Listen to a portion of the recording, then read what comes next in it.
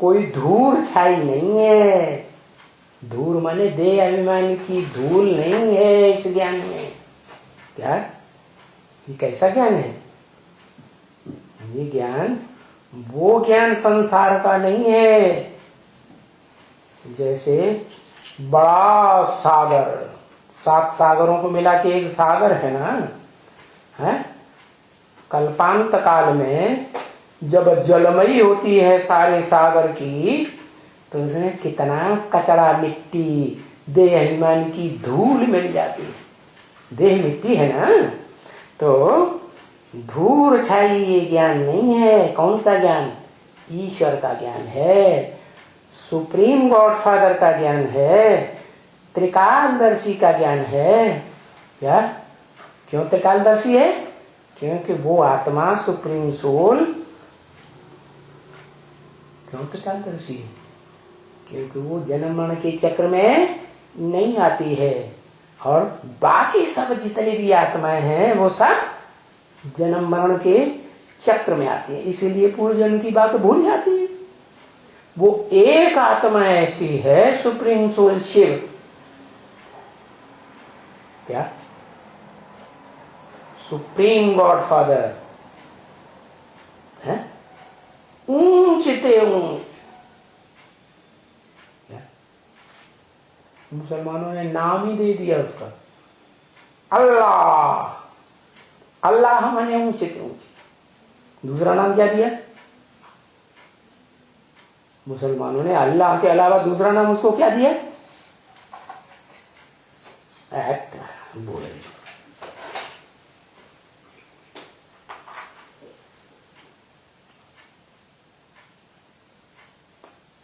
दूसरा नाम दिया खुदा। क्या? वो खुद आता है, किसी के बुलाने से नहीं आता। देखो, भारत में हिंदू कहे जाने वाले 2500 साल की इनकी हिस्ट्री है। 2500 साल से बुला रहे हैं भगवान को। आया क्या? नहीं आता। उसका आना ही होता है कलयुग के अंत में। ये तो भिखारी मनुष्यों ने अटरम सटरम लिख दिया कि द्वापर में कृष्ण भगवान आया, पापी कलयुग की स्थापना करके चला गया। हट तेरा भला हो, भगवान ऐसा बना दिया। अरे भगवान उत्थान करेगा, नई दुनिया बना के जाएगा या पुरानी दुनिया बना के जाएगा? पापी दुनिया बना के जाएगा? ये सब कपोल कल्पित विकारियों की कल्पनाएं हैं। भगवान जो है वो तो इस सृष्टि पर आता है। भले शास्त्रों में लिखा है कलयुग के अंत में भी आता है, कलंकी धरा अवतार बनकर। तो शास्त्रों में कुछ तो सच्चाई है। क्या? दुनिया के सारे कलंक अपने ऊपर धारण कर लेता है, नाम ही पड़ता है कलंकी धर, चुपचाप कलंक धारण करता है। क्या? कोई विरोध नहीं, और जितना कलंक लगाना चाहो लगाओ। क्या? मैं भागने वाला नहीं हूं इस दुनिया से। क्या? खुदकशी करने वाला नहीं हूं, तो काम पूरा करके जाऊंगा। भगवान है ना, तो वो भगवान धूल छाई तो नहीं है ना।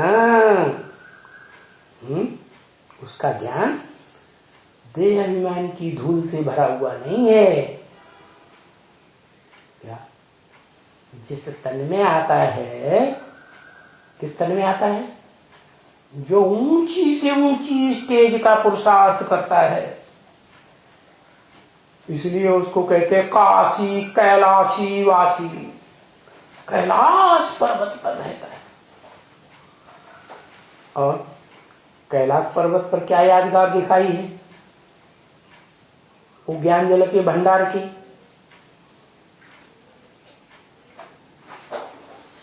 है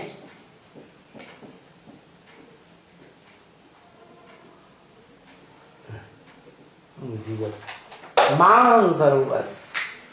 क्या?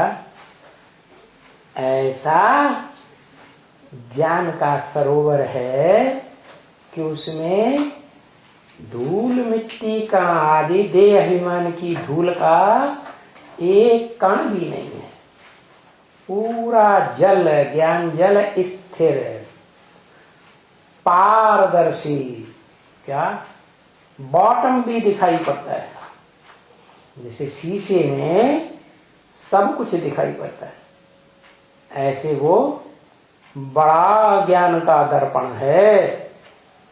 क्या बड़े के बड़ा ज्ञान का आरसी है ज्ञानमान सरोवर।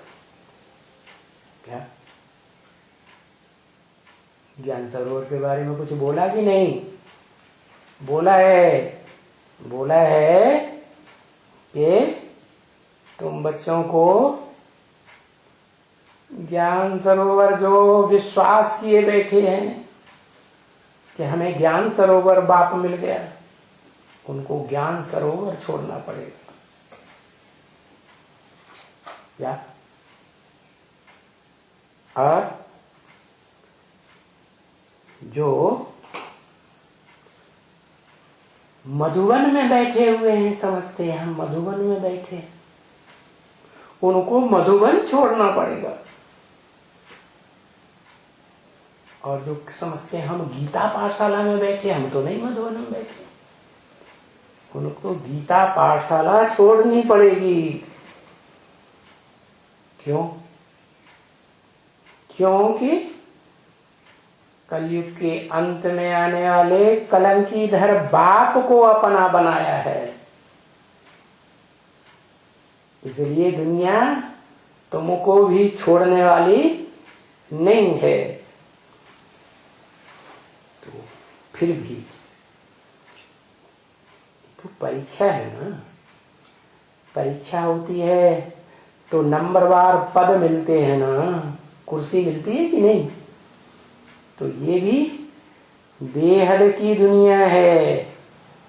इस बेहद के रंगमंच में भी तुम बच्चे नंबरवार ऊंची नीची मध्यम कुर्सियां लेने वाले हो, जिनकी यादगार है माला।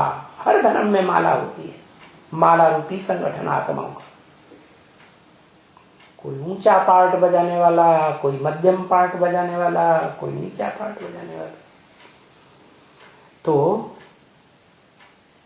ये ज्ञान जो ईश्वरी के दिया हुआ ज्ञान है, ये कोई धूल छाई ज्ञान नहीं है। क्या? जैसे हीरा होता है ना, हीरे के ऊपर धूल जम जाती है, कभी कभी जमती है ना, तो वो भी हीरा चमक मारता है कि नहीं है? चमक मारेगा।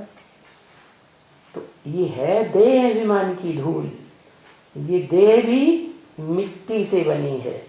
पृथ्वी मुख्य तत्व है, पृथ्वी जलवायु अग्नि आकाश, पृथ्वी में सारे ही तत्व मौजूद हैं। तो बताया ये ज्ञान तुम्हारा धूल से भरा हुआ नहीं है, देह अभिमान की धूल से। कौन है दाता? वो है शिव, जो कभी भी देह अभिमान में आता ही नहीं। इस सृष्टि रूपी रंगमंच पर देहधारी में प्रवेश करता है, अर्जुन के शरीर रूपी रथ में तो आता है, पूरे रथ को कंट्रोल भी करता है, इंद्रियों से काम भी करता है, क्या संबंध भी जोड़ता है। इस सृष्टि में अनेक प्रकार के संबंध जोड़ता है, लेकिन फिर भी उसमें आसक्त नहीं होता। वो देखो, ये समझ की बात है क्या, कि ये ज्ञान ईश्वर का दिया हुआ ज्ञान है, इसमें धूल होने की बात हो ही नहीं सकती। ये तो अंत में जब दुनिया का विनाश होने वाला होता है, ढेर की ढेर संसार की आत्माएं जो अधूरा ज्ञान उठाती हैं, तो वो देह अभिमान की धूल में सने हुए जलमयी के ज्ञान में डूबती उछलती रहती है। आया समझ में? नहीं आया?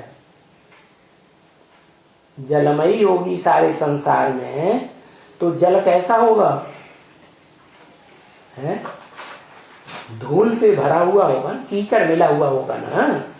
तो सारे संसार की मनुष्य आत्माएं सब तो ज्ञान लेती नहीं। अंत में बहुत सी आत्माएं होंगी जो ज्ञान ही नहीं लेंगी, तो उनमें देहभान भरा हुआ होगा। तो सारा जो संसार में मिट्टी ही मिट्टी, कीचड़ ही कीचड़ उसे ज्ञान जल में फैल जाता है। जैसा लिखा है कवियों ने, उत्तर दक्षिण पूर्व पश्चिम 14 ज्ञान काल फिरे है, और ज्ञान भी चारे संसार में फिरेगा, लेकिन मट मैला ज्ञान। तो बताया ये समझने की बातें हैं, समझो और समझाओ कि ये किसका ज्ञान है। ये देह अभिमानी धर्म पिताओं का ज्ञान है नहीं है, उनमें देह अभिमान की धूल भरी हुई है, इसलिए वो ज्ञान नई दुनिया स्थापन नहीं कर सकता। क्या सभी धर्म पिता हैं अपने फॉलोअर्स को ऐसे ही समझाते रहे कि बस अब हम इस दुनिया को सुधार देंगे। 2500 वर्ष की हिस्ट्री में, धर्म पिताओं की हिस्ट्री में ये दुनिया सुधरी है कि और ही ज्यादा दुखदाई बन गई। और ही ज्यादा दुखदाई। तो बताया कोई भी अबला हो, क्या कितनी भी अनपढ़ी हो, वो भी इस ज्ञान को समझ सकती है। ये ईश्वर का ज्ञान है, इसमें देह अभिमान की मिट्टी का नाम निशान भी नहीं है, एकदम स्वच्छ आरसी है। क्या शीशा होता है ना,